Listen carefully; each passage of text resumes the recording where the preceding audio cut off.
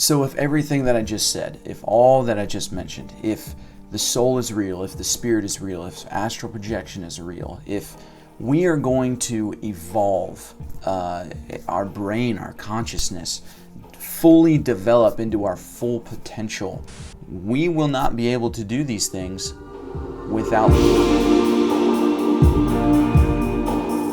What's going on, guys? So today what I wanted to talk about was really the evolution of humans, and to do this we're going to look at it from a couple different angles. We're going to look at it from philosophy, we're going to look at it in metaphysics, and we're going to look at it as, you know, with some psychology behind it. So get ready, because it's going to be a good one.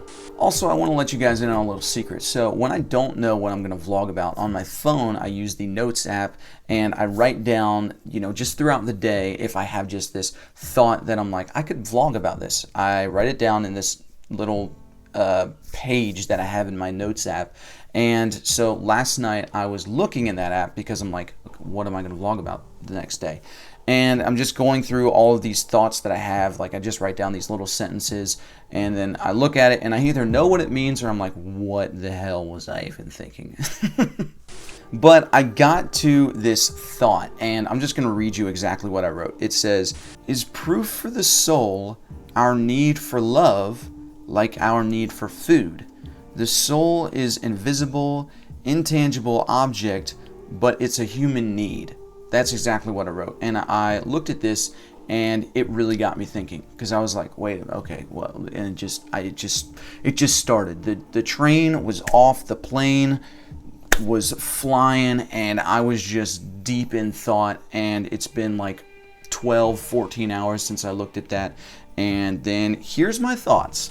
So one of the first thoughts that I had was, obviously, like, if the soul exists, if this is the case, it would only be true that statement that I wrote down in my app, it would only be true if we need love as humans to survive.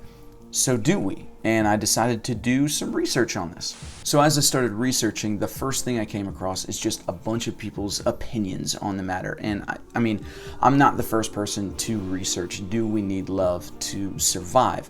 And so obviously there was differing opinions, and I would say a majority of what I saw was just, yes, we do need love to survive. And it kind of came at it from like more of it's common sense. But then I found myself siding with the people that said, no, we don't need love to survive. And their reasoning was, okay, the basic common sense human instinctive needs. We need food, water, shelter. That's what we need to survive as humans. And love, it seems to be just kind of this amenity that we have as human beings, but it's not a need to survive. And this is true, but I saw a few more comments saying, actually, there's psychological studies of that we do need love to properly develop as humans. And these studies were done on the development of the brain on kids. So this morning I found two articles that you can, they're down in the description if you want to read these articles, and I would highly encourage you to do so. But the first article that I came across was the study done on primates.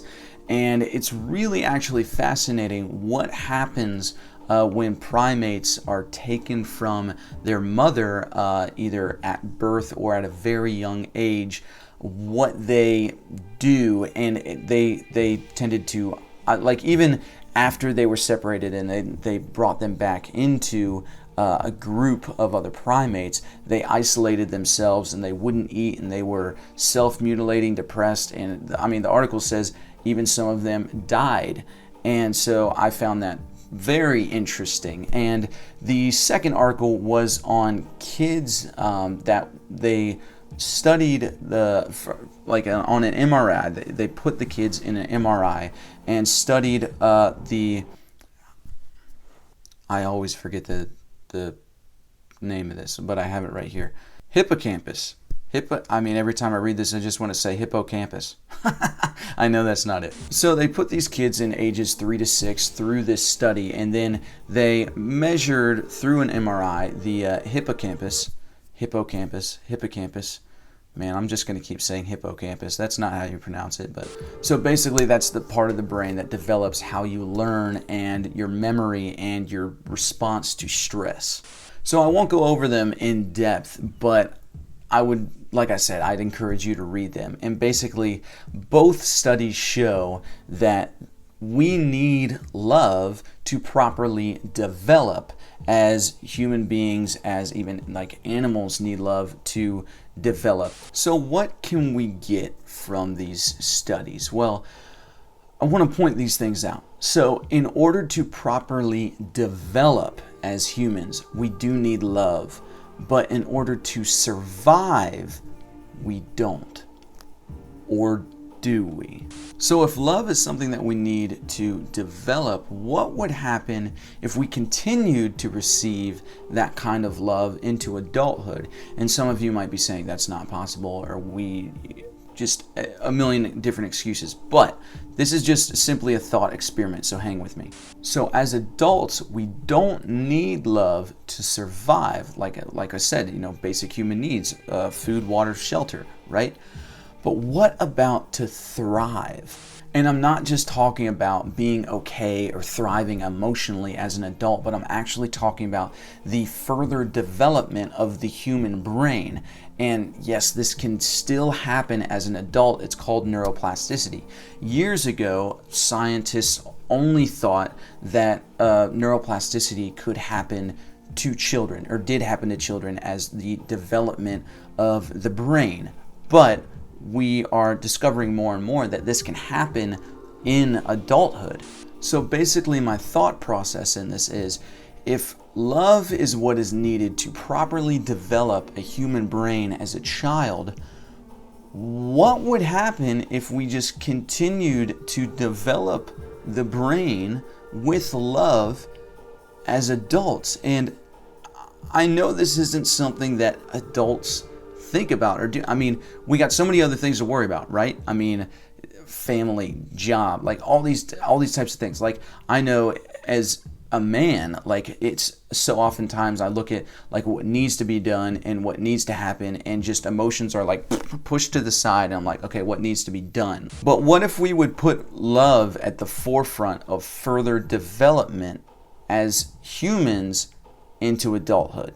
And I already did a whole 7-8-video series on love and what I think about love and the mystery of love. So I'm not going to talk more about that here, but if you want to check that out, then I'll put a link to the first video right there. So what does all this add up to? Well, it adds up to what I just said, but also, what if we as humans didn't just have the mindset to survive, but we had the mindset to thrive and to further evolve? And by the looks of it, in order to evolve our brains, our consciousness, whatever you want to call it, as humans, that we need love. It looks like love is the thing that could evolve us into a greater sense of who we are as humans. And just know that I'm not saying that out of a standpoint of like a hippie kind of, we just need to love everyone, dude. That was so weird. I'm never doing that again. Man, okay. I'm talking from a standpoint of science and just looking at those studies in the development and what is needed to properly develop a human brain. And also something else. So here's where we get into more metaphysical territory, right? So out of all the research and practice that I've done on meditation, on lucid dreaming, on astral projection, and even reading this book, like I've shared with you all, Journey Out of the Body by Robert Monroe. So things that I've learned in this is all of these, and not so much meditation, but talking specifically about lucid dreaming and astral projection, that in order to go into these territories of what some would call expanded consciousness, or one could even say more developed consciousness, it really takes fearlessness to do so. And a lot of you know that this is from the Bible when I say this, and I mean, it's a biblical passage, but I think it's a principle in life that there is no fear in love. And so I do think that the ways that we expand our consciousness, or that humans right now are expanding their consciousness, or developing their consciousness. I think I'm going to start saying that, just developing their consciousness through like lucid dreaming, through meditation, through these astral projection things, and all that kind of stuff. Embracing fearlessness means embracing love. So if there is no love and fear, that means you have to fully embrace love in order to get rid of fear. And like even in this book that I'm reading, and I'm not even halfway through it, but that he talks about this locale 2, which is like the second realm of the astral world, how your emotions and all of your fears, everything, are so prevalent that you can't not see them. They manifest themselves there. And so Robert Monroe was saying, he's like, if you want to go into this territory, you're going to have to deal with these things. Whether that's with a psychologist or whether that's with a therapist, like, you're going to have to deal with these things if you want to go into these territories. And every other thing that I've seen on lucid dreaming and astral projection also say you have to embrace fearlessness to go into these areas. Which, by the way, let me just point out, I'm not even sure if I believe that astral projection is a thing. I've heard that I've read a lot about this thing where people are like, no, astral projection is just lucid dreaming or whatever. And I gotta say, this is only the first book. I bought all 3 books and I'm only halfway through it. But I gotta say, I'm still not convinced that astral projection is even a real thing. It just, to me, even the language that Robert Monroe uses, it just sounds like dreaming. So bear that in mind as I'm talking about all this. So if everything that I just said, if all that I just mentioned, if the soul is real, if the spirit is real, if astral projection is real, if we are going to evolve our brain, our consciousness, fully develop into our full potential, whether that be into a spirit being, and we're traveling into other dimensions and, in the astral planes, or just having a fully developed mind so that we can be completely aware when we're dreaming and further explore the subconscious and get to know ourselves more subjectively, we will not be able to do these things without love. So that's it for today, guys. I hope you enjoyed that. If you like this, please like, subscribe, and share. Hit that bell notification button so that you can get notified every single time I put out a video. That would really help me out. And as always, I'll see you misfits in the next one. Peace. I got that summer love. Oh,